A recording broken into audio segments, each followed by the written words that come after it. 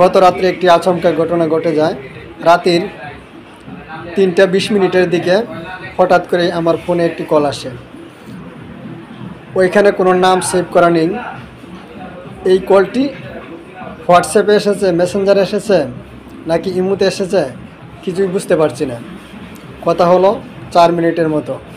লোকটি আমাকে অনেক লোভ দেখাইলো, এই আমি লটারি পেয়ে গেছি, এই করতে হবে সেই করতে হবে। তখন আমি যে পেশায় কাজ করি উনি হয়তো এটা জানে না। এক পর্যায়ে যখন আমি বললাম যে হ্যাঁ ওটা তো আপনার বস আমার সাথে কথা বলছে, তখন ওই ব্যক্তি বলতেছে কি বলেন, আমার বস আবার কে? তখন আমি বললাম কেন, আপনি যে জায়গায় চাকরি করেন। তখন ওই লোক লাইন কেটে দিল।